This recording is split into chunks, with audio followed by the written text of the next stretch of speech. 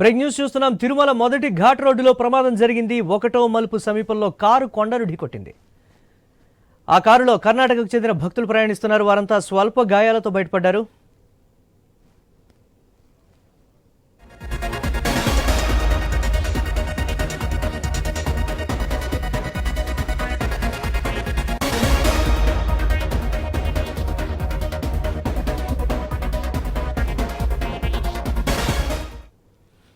Break news చూస్తున్నాం. తిరుమల మొదటి ఘాట్ రోడ్డులో ప్రమాదం జరిగింది. ఒకటో మలుపు సమీపంలో కారు కొండను ఢీకొట్టింది. ఆ కారులో కర్ణాటకకు చెందిన భక్తులు ప్రయాణిస్తున్నారు. వారంతా స్వల్ప గాయాలతో బయటపడినటువంటి బ్రేక్ న్యూస్ చూస్తున్నాం. దీనిపై మరిన్ని అప్డేట్స్ మా తిరుపతి కరెస్పాండెంట్ వర్మ మరిన్ని అప్డేట్స్ అందిస్తారు. వర్మ, గాయపడినటువంటి వారి పరిస్థితి ఏ విధంగా ఉంది? దీనికి సంబంధించి అధికారులు ఏం చెప్తున్నారు?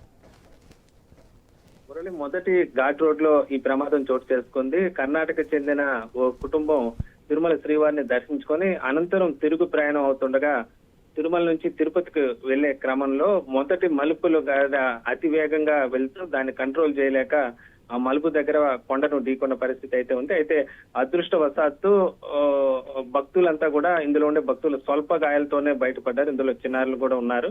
అయితే వాళ్ళకి ఏం కాకపోవడం అదృష్టంగా చెప్పుకోవచ్చు. అయితే కారు మాత్రం డ్యామేజ్ అయింది. పూర్తి కొండను గట్టిగా ఢీకొనడంతో కారు మాత్రం డ్యామేజ్ అయినట్లుగా కూడా తెలుస్తోంది.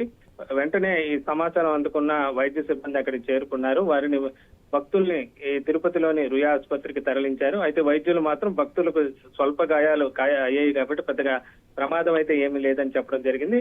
అయితే ఈ మధ్య కాలంలో తరచూ ఘాట్ రోడ్ లో ప్రమాదాల సంఖ్య గణనీయంగా కూడా పెరుగుతోంది. భక్తులకు ఘాట్ రోడ్ల పైన పెద్దగా అవగాహన లేకపోవటం, అతి వేగంతో మలుపుల దగ్గర ప్రయాణిస్తూ ఉండడంతో ఈ ప్రమాదాలు జరిగినట్లుగా కూడా తెలుస్తోంది.